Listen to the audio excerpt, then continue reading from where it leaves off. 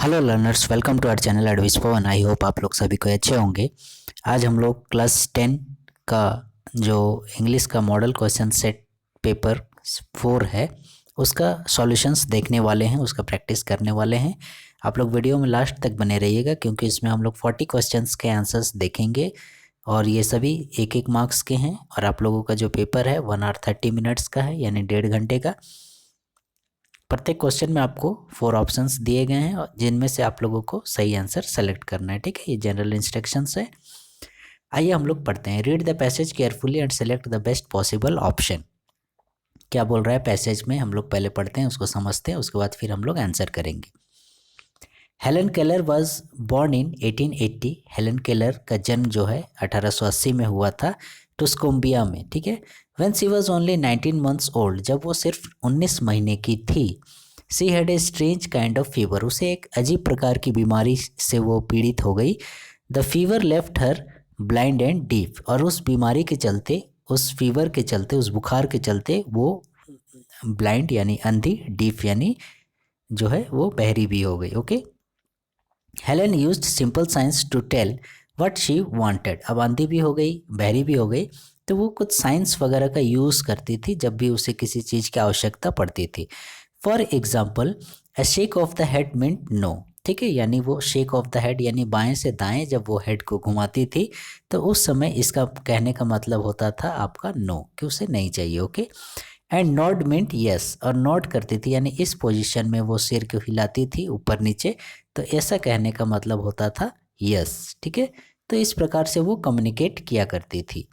आगे क्या बोलता है, a pull meant come and a push meant go. ठीक है, पुल कहने का मतलब वो यदि किसी चीज़ को इस प्रकार से अपनी ओर खींचने का इशारा करती थी तो इसका कहने का मतलब हो गया आपका कम।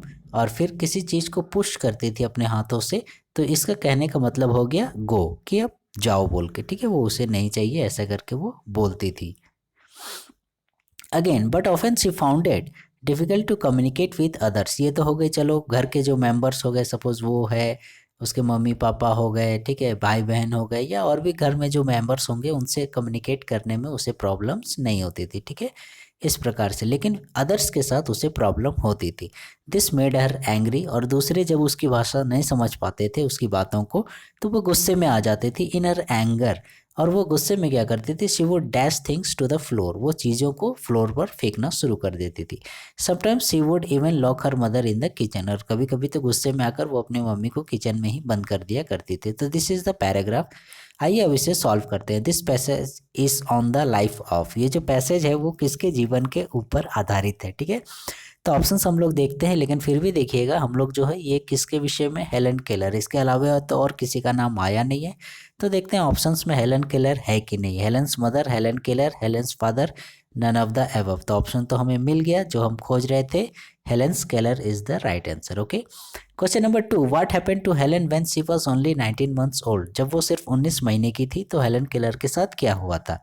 She met an accident, she was lost in a fair, उसका एक्सीडेंट हो गया था, वो मेले में गुम हो गई थी। या she had a strange kind of fever, she was kidnapped, उसे किडनैप कर लिया गया था, या उसे एक अजीब प्रकार की बुखार हो गया था। ठीक है, तो हम लोग को तो आंसर ये बुक में था, she had a strange kind of fever. ठीक है, पैसेज में भी आपने देखा होगा 19 मंथ ओल्ड की थी, स्ट्रेंज काइंड ऑफ फीवर यहाँ पर है। ठीक है, come to the next question number 3, the strange fever left Helen. Strange fever जो है हेलन को क्या कर दिया। ठीक है, ब्लाइंड एंड डीफ, ये हमारा राइट आंसर पहला ही मिल गया। वो अंधी भी हो गई और बहरी भी हो गई। ठीक है, डम्प यानी गूंगा होता है, ये तीनों ऑप्शन नहीं होगा। ओके, तो तीनों ऑप्शन रॉन्ग, तो right answer is option number A, blind and deaf.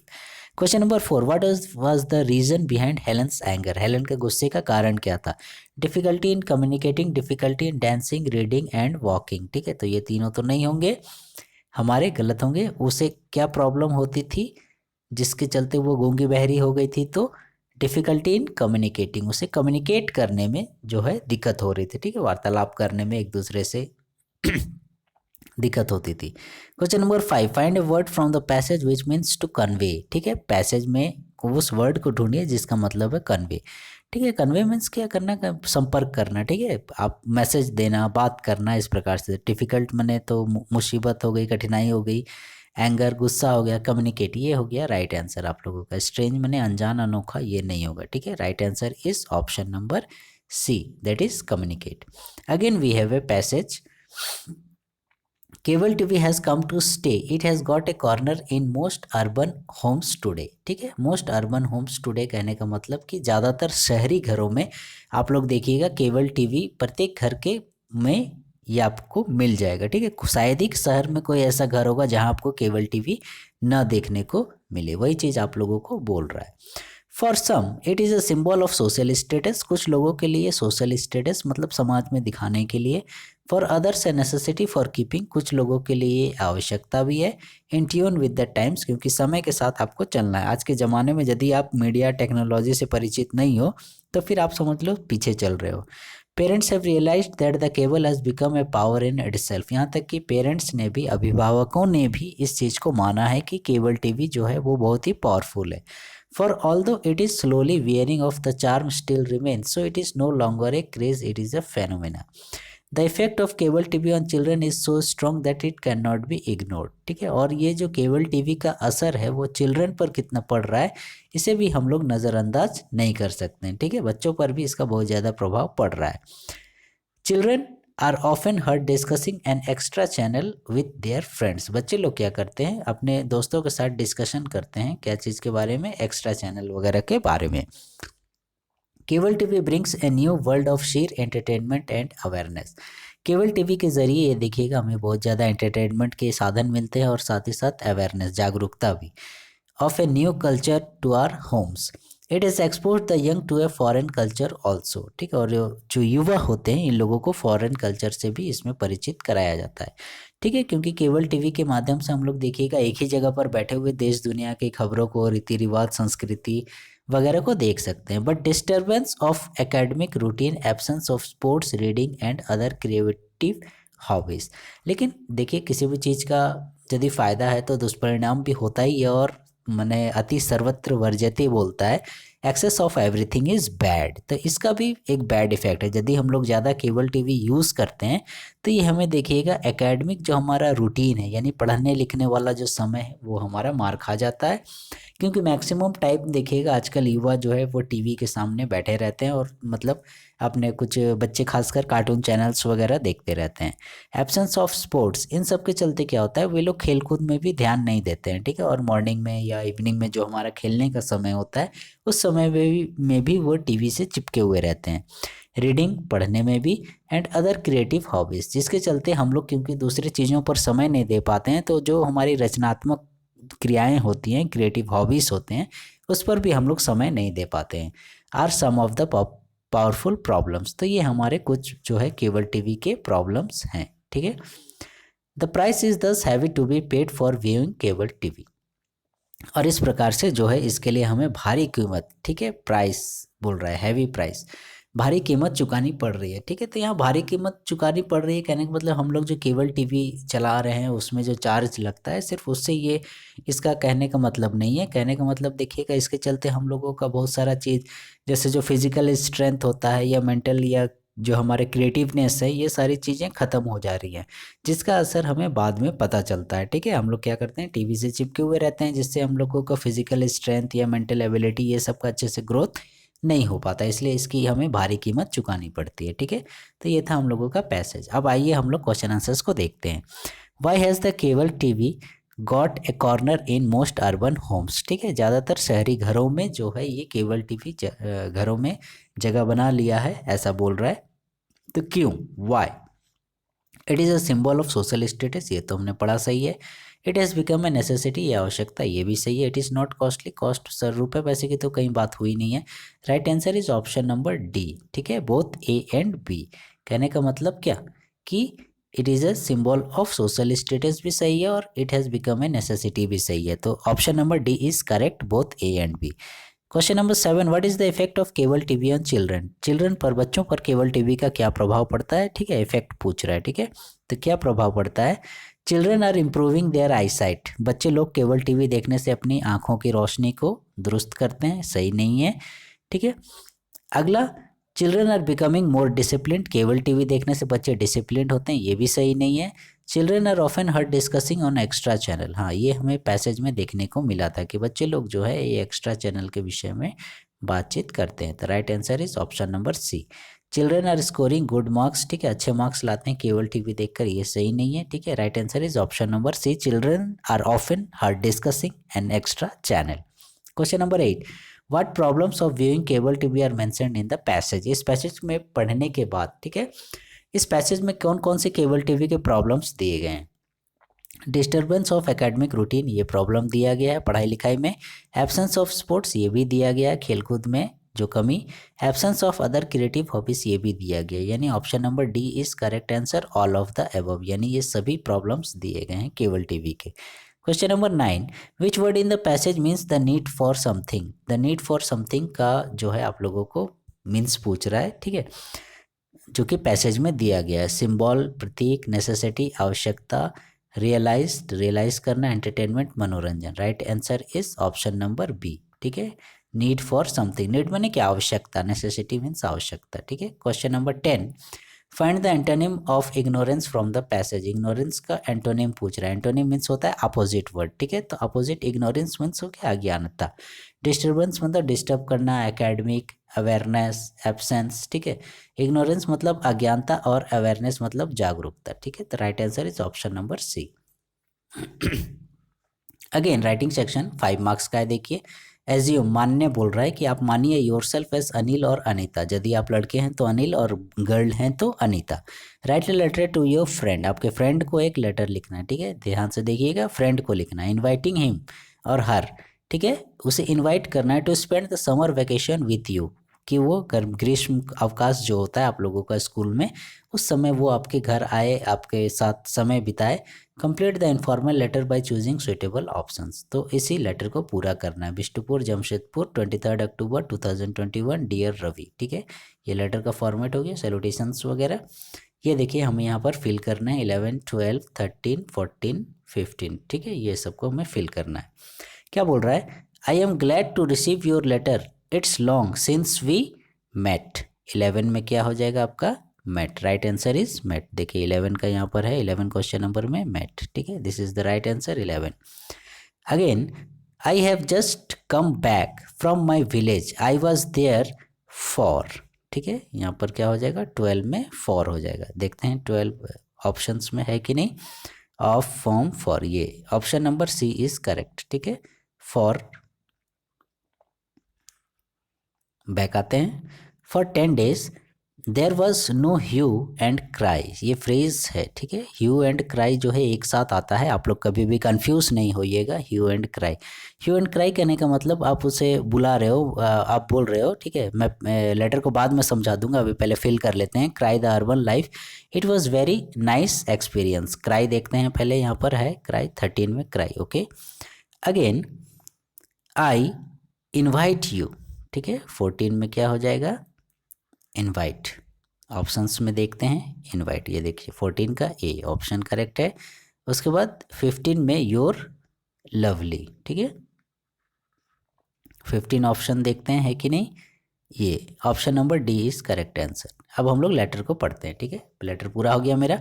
I am glad to receive your letter, मैं बहुत खुश हूँ आपका लेटर जो है रिसीव करके। इट्स लॉन्ग सिंस, ठीक, सिंस जो है यहाँ पास्ट फॉर्म में, ठीक है, पहले की बात हो रही है इसलिए हमने मेट का यूज़ किया है। सिंस वी मेट, ठीक है, काफ़ी लंबे समय बाद हम लोग मिले, ऐसा करके चिट्ठी उट्ठी मिली। I have just come back from my village, मैं जस्ट अभी अपने गाँव से आया हूँ। I was there for 10 days, मैं वहाँ 10 दिन था। There was no hue and cry of the urban life, शहर में जैसे हो हल्ला जो भीड़ भाड़ वगैरह होती है ये सब गांव में नहीं होता है, वही आप बोल रहे हो। It was very nice experience, बहुत अच्छा एक्सपीरियंस था। I invite you to come to my village, मैं आपको इन्वाइट कर रहा हूँ मेरे विलेज में, मेरे गाँव में आइए। During the coming summer vacation, यानी इस बार तो पार हो गया, आने वाले समर वेकेशन में। I hope you will accept my invitation, मैं आशा करता हूँ कि आप मेरा जो निमंत्रण है उसे स्वीकार करोगे। योर लवली फ्रेंड, ऐसा करके। तो ये हमारा लेटर पूरा हो गया, ठीक है। अब हम लोग आगे बढ़ते हैं नेक्स्ट क्वेश्चन की ओर। ये हमारे ऑप्शंस हो गए। अगेन ग्रामर सेक्शन, ठीक है। Pick out the suitable change from direct to indirect, ठीक है। डायरेक्ट, ये नरेशन देखिए पूछा गया है। Question number 16, Rani said to me where are you going. यहाँ देखिए Rani said to me where are you going के बाद क्वेश्चन मार्क लगा हुआ है, ठीक है। तो यानी यहाँ पर आस्क्ड हमें लगाना पड़ेगा क्योंकि पूछ रही है, ठीक है। तो Rani asked me where was I going, पहला वाला, ठीक है। दूसरा Rani asked me where I was going, ये हमारा सही ऑप्शन है, ठीक है। Option number B is correct. फिर भी हम लोग सी और डी को देख लेते हैं। रानी टोल्ड मी, ठीक है। तो क्वेश्चन पूछ रहा है इसलिए आस्क्ड ज़्यादा सही है, सेड ज़्यादा सही नहीं है, ठीक है। ये दोनों गलत हो जाएंगे। तो right answer is option number B, Rani asked me where I was going. Rani पूछ रही है कि मैं कहाँ जा रही हूँ या जा रहा हूँ, ऐसा करके, ठीक है। वेयर आर यू गोइंग, तो वेयर का वेयर हो गया, आर यू गोइंग, यू आई में कन्वर्ट हो गया और पास्ट की बात हो रही है, ठीक है। सेड यहाँ पर है पास्ट फॉर्म में, इसलिए I was going, okay. Then come to the next question. Question number 17, Ritu said to me I saw a movie, ठीक है। Ritu said to me I was a movie। तो यहाँ देखिएगा Ritu said to me that I saw a movie, इसमें तो कोई changes नहीं किया गया, ये गलत है। Ritu said to me I saw a movie, इसमें भी ये भी गलत है। Ritu told me that she had seen a movie, yes it is right, ये सही है, ठीक है। Ritu told me that I saw a movie, इसमें भी कोई चेंज नहीं है, ये भी सही नहीं है, ठीक है। तो राइट आंसर हो जाएगा हम लोगों का ऑप्शन नंबर सी, ठीक है। ऑप्शन नंबर सी कैसे सही होगा, रितु टोल्ड मी, ठीक है। ये देखिए रितु सेड टू मी हो गया, इसका हो गया रितु टोल्ड मी, ये कथन कह रही है, ठीक है। I saw a movie past form में, ठीक है, मैंने एक फिल्म देखी, ठीक है, ऐसा करके। तो क्या उसके बाद कॉमा जब हटता है इन्वर्टेड कॉमा के पहले हम लोग क्या लगाते हैं, दैट लगाते हैं, ठीक है। तो Ritu told me that she, I की जगह, ठीक है, सी हैड सीन, ठीक है, पास्ट फॉर्म में है इसलिए हम लोग इसे पास्ट परफेक्ट में बनाते हैं। सौ का सीन हो गया verb 3, she had seen A movie, okay. Choose the most suitable answer. Again question number 18 के लिए, God have mercy on you. देखिएगा ये ब्लेसिंग्स दे रहे हैं, तो जब भी हम लोग ब्लेसिंग्स वगैरह के आशीर्वाद वगैरह की बात करते हैं तो वहाँ पर हम लोग मे फिल करते हैं, ठीक है। तो right answer option number A ही है, ठीक है।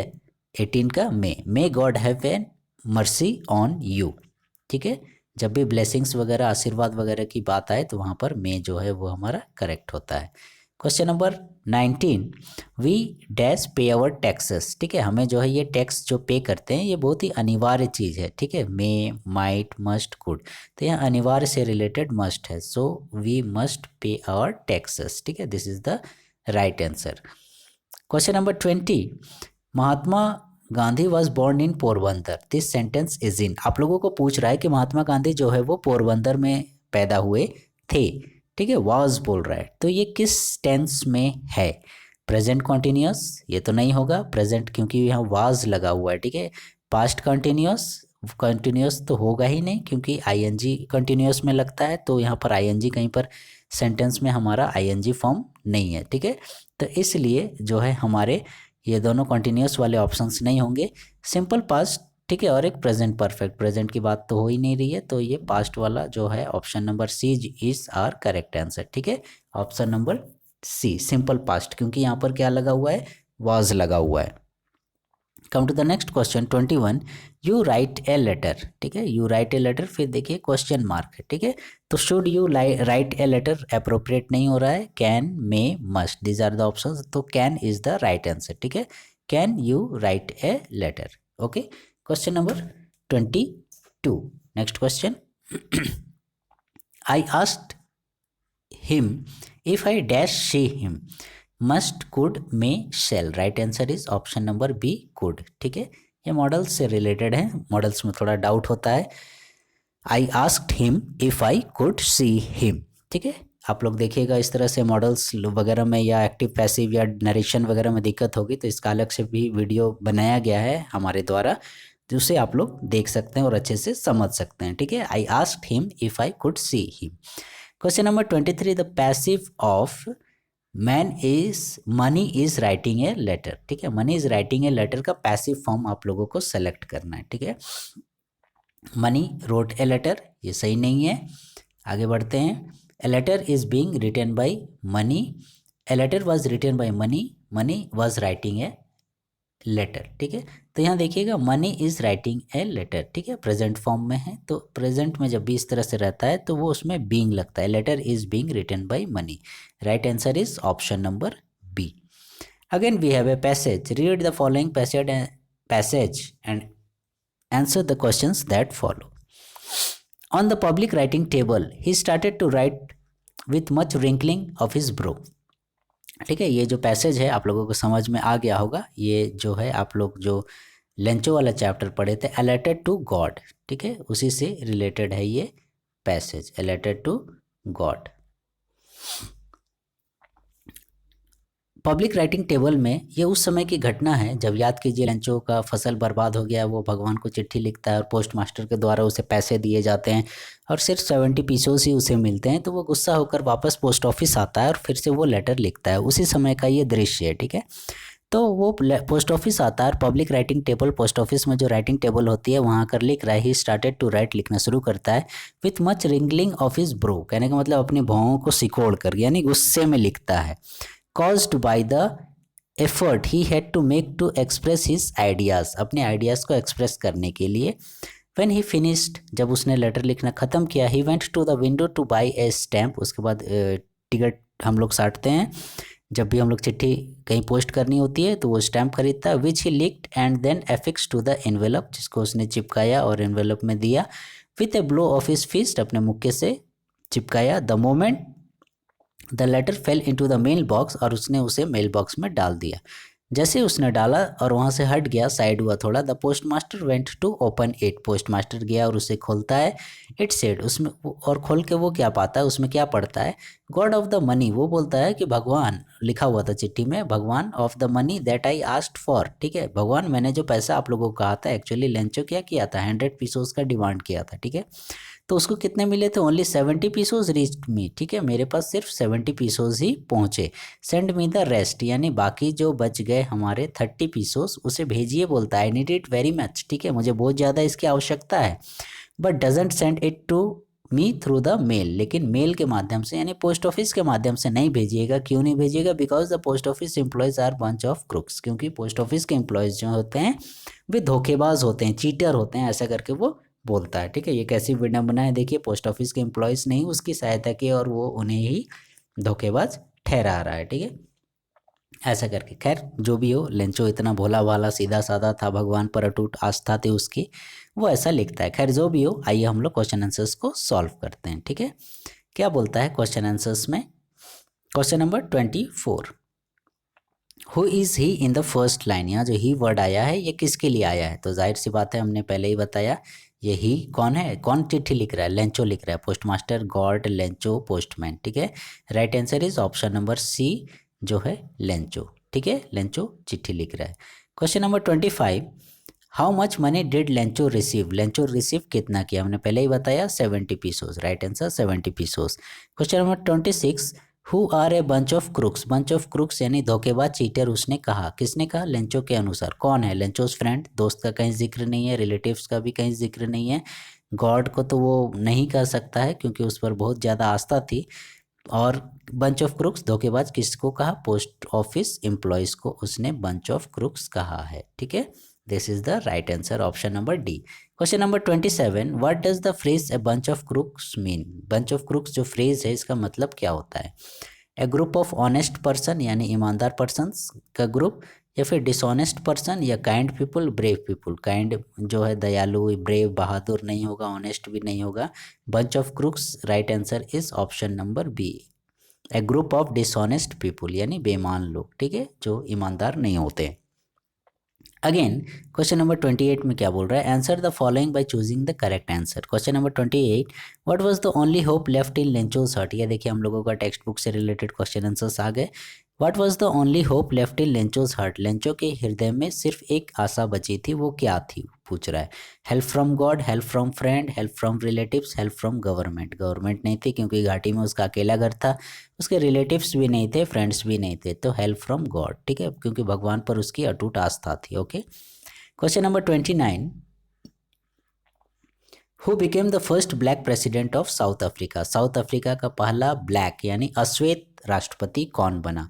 रॉबर्ट क्लार्क, ओबामा, ये दोनों नहीं थे, ठीक है। आगे बढ़ते हैं हम लोग।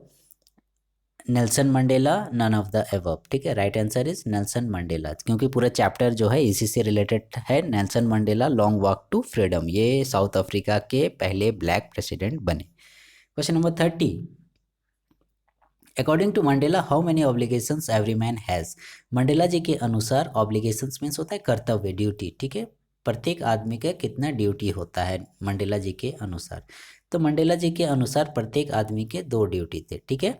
एक तो था ड्यूटी जो है उसके आपका फैमिली के प्रति, और दूसरा जो था उनके कंट्री के प्रति, देश के प्रति, ठीक है। अब वो फैमिली में हो गया उसका जो अपना परिवार हो गया, उसकी वाइफ हो गई, उसके बच्चे हो गए, मम्मी पापा वगैरह हो गए, ये फैमिली में हो गया। और कंट्री में हो गया उसका देश हो गया, उसके राज्य हो गए, उसके लोग, समाज के लोग वगैरह हो गए, ये सारे कंट्री में आ गए, ठीक है। तो इस प्रकार के से मंडेला जी के अनुसार प्रत्येक आदमी के दो कर्तव्य थे। Okay, right answer is option number B 2। The young seagull was afraid to fly because, ठीक है। यंग सिगुल जो है वो उड़ान भरने से डर रहा था। क्यों डर रहा था? हिज विंग्स वेयर शॉर्ट, उसके पंख छोटे थे, ऐसा छोटे थे लेकिन ऐसा वो सही रीज़न नहीं था। He did not have the courage to fly, ये सही है, ठीक है। वो साहस नहीं जुटा पाता था, उसमें हिम्मत नहीं थी उड़ने की। He was frightened by the vast sea beneath, ठीक है। वो अपने नीचे देखता था विशाल समुद्र को, तो वो डर जाता था, ये भी सही है, ठीक है। देखते हैं ऑल ऑफ, हाँ ये आंसर सही है, बोथ बी एंड सी, क्योंकि ये दोनों मेरा सही है, इसलिए right answer option number D जो है हमारा हो जाएगा, ठीक है। Option number D is correct answer, both B and C, यानी दोनों बी भी सी भी। Again read the extract given below and answer the questions that follow. What is the boy now who has lost his ball.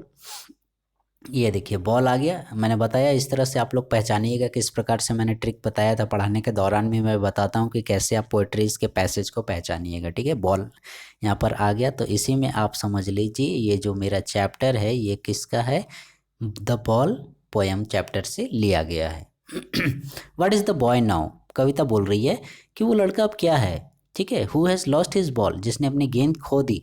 What is he to do, अब वो क्या करेगा, क्या करने के लिए है उसके पास, कुछ भी नहीं बचा। आई सॉ इट गो, ठीक है। वो देखता है, देखा, क्या देखा कि बॉल जा रही है। मैरिली बाउंसिंग, यानी खुशी से, मैरिली माने खुशी से, उछलते उछलते हंसते हंसते जा रही है। डाउन द स्ट्रीट, गली में नीचे चली गई। एंड देन मैरिली ओवर, उसके बाद फिर हंसते हंसते मैरिली चली गई। There it is in the water, वो कहाँ, पानी में चली गई, ठीक है, नली में हार्बर में चली जाती है, ऐसा करके। तो ये पोएट्री का पैसेज, आइए हम लोग क्वेश्चन आंसर्स को करते हैं। This lines have been taken from the poem, ये कविता किससे ली गई है, तो मैंने पहले ही बताया, dust of snow, tiger in the zoo, fire and ice. ये देखिए right answer is option number D, the ball poem से लिया गया है, क्योंकि बॉल का जिक्र भी किया गया है, ठीक है, बॉल को खो दिया। Question number 33, who has written this lines, ये किसने लिखा, Walt Whitman, John Berryman, Robert Frost, Robin Klein. Right answer is John Berryman, option number B is our correct answer, ठीक है। जॉन बैरीमैन के द्वारा ये लिखा गया है। Okay, next question 34, what has the boy lost, लड़का क्या गुम करता है, बुक को, पेरेंट्स को, बॉल को, टॉय को। तो right answer is ball, option number C is our correct answer, ball गेंद गुम करता है। Question number 35, find a word from the extract with the opposite of sadly, sadly का अपोजिट बोल रहे हैं, यानी उल्टा। सैडली मतलब क्या, दुखी। मैरिली मैंने बताया खुशी से उछलते हुए, तो ऑप्शन नंबर ए हमें पहले ही मिल गया है, option number A is our correct answer. Okay, come to the next page, 36 question number क्या बोल रहा है, choose the correct option from the given questions from 36 to 40। Who was Mrs Pumphrey, ठीक है। ये देखिए आप लोगों का यहाँ से सप्लीमेंट्री का क्वेश्चंस शुरू हो गए, ठीक है। Who is Mrs Pomfrey, Mrs Pumphrey कौन है बोल रहा है, ठीक है। तो मिसेस पम्फ्री कौन थी, owner of the dog, veterinary surgeon, ये तो आपका हैरियट था, ये नहीं होगा, गार्डनर भी नहीं होगा, ऑथर भी नहीं होगा, ठीक है। राइट आंसर क्या होगा, ऑनर ऑफ द डॉग, वो जो हमारा कुत्ता था ट्रिकी, ठीक है, ट्रिकी कुत्ता याद आ रहा है, जो ओवरफेड मेल न्यूट्रिशन जो उसकी मम्मी मालकिन बोलती थी, मोटा कुत्ता जो था उसी की मालकिन थी। Question number 37, for how many days was tricky kept without food, कितने दिनों तक ट्रिकी को बिना भोजन के डॉक्टर के द्वारा, जेम्स जो हैरियट थे, मिस्टर हैरियट, उनके द्वारा रखा गया था, ठीक है। 1 day, 2 day, 3 days, 4 day, 5 days, ठीक है। Right answer is option number B 2 days, ठीक है। 2 दिनों तक ट्रिकी को भूखा रखा गया था, उसे कुछ खाने पीने के लिए नहीं दिया जाता था, सिर्फ पानी दिया जाता था, क्योंकि हैरियट जो डॉक्टर थे वो जानते थे कि इसकी प्रॉब्लम क्या है, इसकी प्रॉब्लम क्या है, ओवरफेट, ठीक है, यानी अत्यधिक भोजन कराना, एंड लैक ऑफ एक्सरसाइज, और एक्सरसाइज की कमी, इसलिए वो उसे कुछ नहीं देते थे सिवाय पानी के।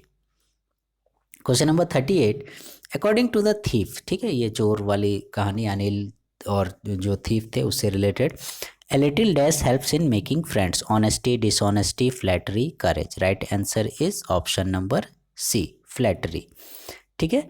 यानी चोर के अनुसार a little flattery helps in making friends, यानी आपको किसी से दोस्ती करनी है तो हल्की फुल्की उसकी चमचागिरी, उसकी चापलूसी, थोड़ा बहुत मने उसको चूना लगाना पड़ता है, that is flattery. Question number 39, what did the thief use to change every month, वो जो थीफ था, चोर था, वो एवरी मंथ क्या करता था, चेंज करता था, ठीक है, चेंज एवरी मंथ, प्रत्येक महीना बदलता था, हिज अपना नाम बदलता था, अपना घर बदलता था, अपने कपड़े बदलता था, अपनी गाड़ी बदलता था। तो जाहिर सी बात है वो चोर था तो उसके पास गाड़ी वगैरह तो थी नहीं, ये नहीं होगा। अब एक महीना में कपड़े बदलेगा, ये भी उतना भी गंदा नहीं चोर था, ठीक है, घर बदलेगा उतना भी रईस नहीं था, तो वो हर महीने क्या करता था, अपना नाम बदलता था, ठीक है। क्यों अपना नाम बदलता था हर महीने, क्योंकि ताकि वो उससे पुलिस की नज़रों से बचा रहे, और जो पुराने मालिक हैं उसकी नज़रों से भी वो बचा रहे, वो आसानी से पकड़ में ना आए, इसलिए वो हमेशा हर महीने अपना नाम चेंज करता था। और इस बार उसने अपना नाम क्या बताया था अनिल को, कि उसका नाम क्या है, हरीश सिंह, याद कीजिए, हरीश सिंह उसने अपना नाम बताया था। क्वेश्चन नंबर 40 क्या बोल रहा है देखिए, and the last question, Anil was a dash by profession, यानी प्रोफेशन मीन्स होता है पेशा, तो आप लोगों को यहाँ पर अनिल का पेशा पूछ रहा है कि अनिल पेशा मैंने क्या करता था, दैट मीन्स, ठीक है, तो अनिल पेशे से जो है वो राइटर था, ठीक है, वो जो मैगजीन्स वगैरह थे उसके लिए लिखने का काम करता था, और उससे जो आमदनी होती थी उसी से अपना गुजर बसर करता था, पार्टी शार्टी करता था, ठीक है। Right answer is writer, option number A is our correct answer, ठीक है, टीचर नहीं था, डॉक्टर भी नहीं था, इंजीनियर नहीं था, ठीक है, option number A writer is our correct answer. तो so learners, these are the 40 important questions, okay, given by Jack. I hope आप लोगों को ये सारे सॉल्यूशंस समझ में आ गए होंगे और पसंद भी आए होंगे, और क्योंकि मैंने चैप्टर्स के साथ पूरा एक्सप्लेनेशन के साथ आप लोगों को ये समझाया है, फिर भी यदि कोई आप लोगों को डाउट रह गया होगा तो कमेंट सेक्शन में ज़रूर उस चीज़ को मेंशन कर दीजिएगा, ताकि मैं उसमें सुधार कर सकूं। For the next video please stay connected with our channel एडविस Pawan, and please like share subscribe our channel. Thank you.